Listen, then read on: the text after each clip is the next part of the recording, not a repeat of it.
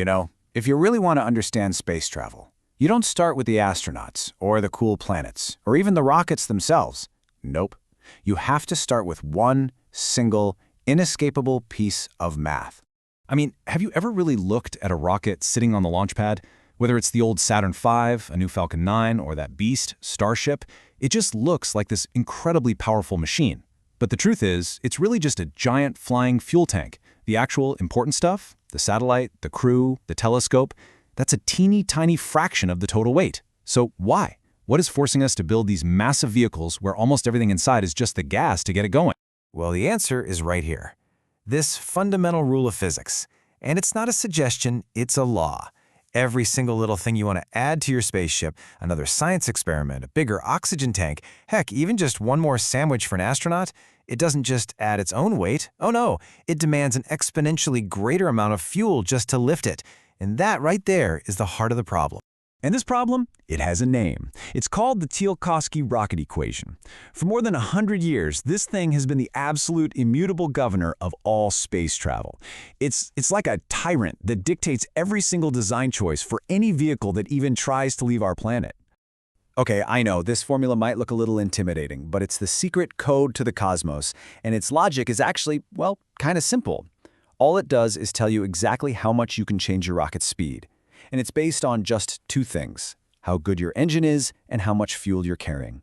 And believe it or not, it's this simplicity that makes it so unbreakable. Let's just break it down real quick. That delta V, that's your speed budget. It's how much oomph you have to speed up or slow down.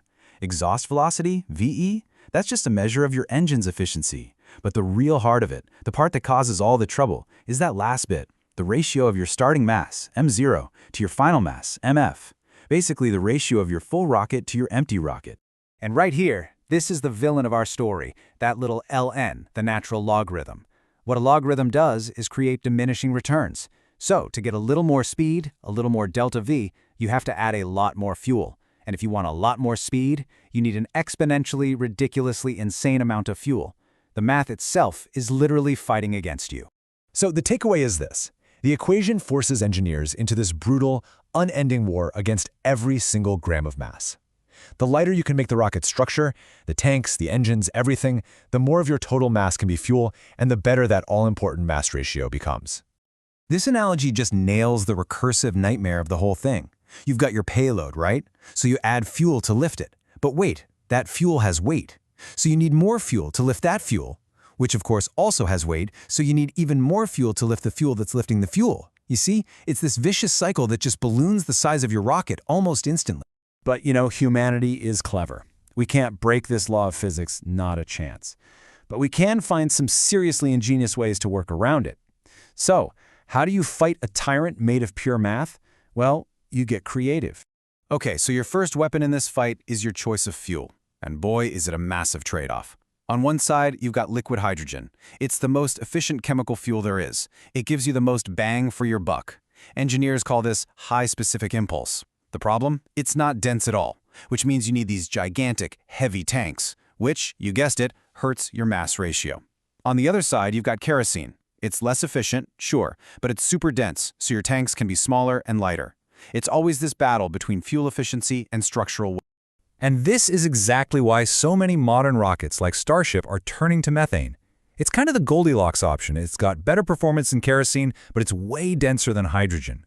It also burns really clean, which is a huge deal if you want to reuse your engines over and over again. And that last point, that is a potential game changer for exploring the solar system, as we're about to see.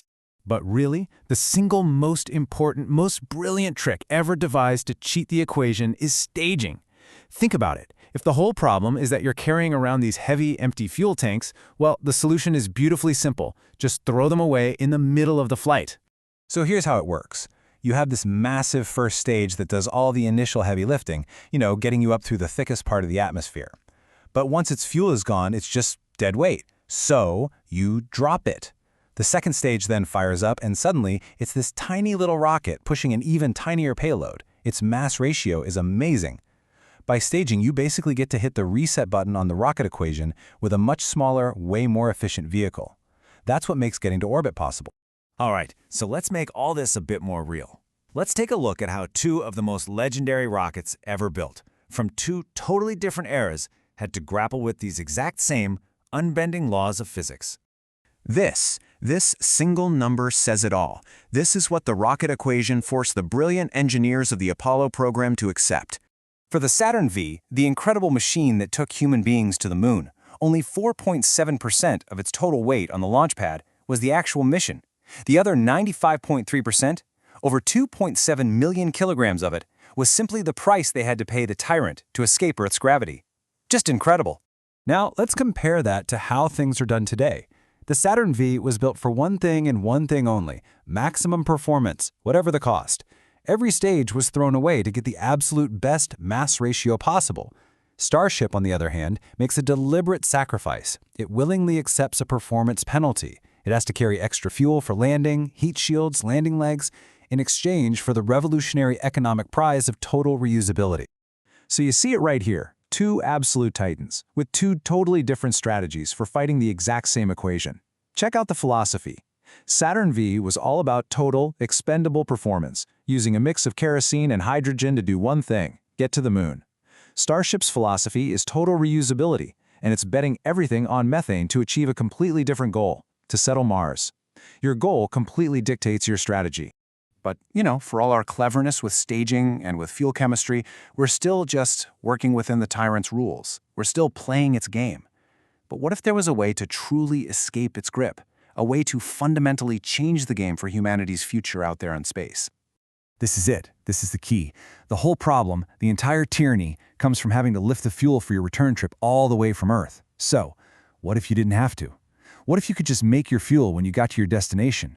This idea is called in-situ resource utilization, or ISRU, and it literally means living off the land.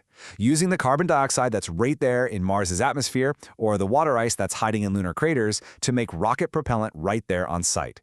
If you can refuel on Mars for the trip home, you don't need to launch all that fuel from Earth in the first place.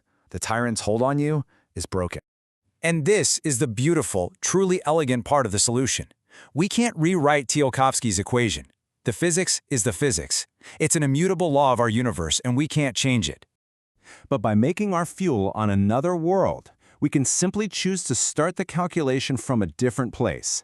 A place with a much shallower gravity well, and oh yeah, with a full tank of gas waiting for us. And that simple shift, that could be what finally opens up the entire solar system.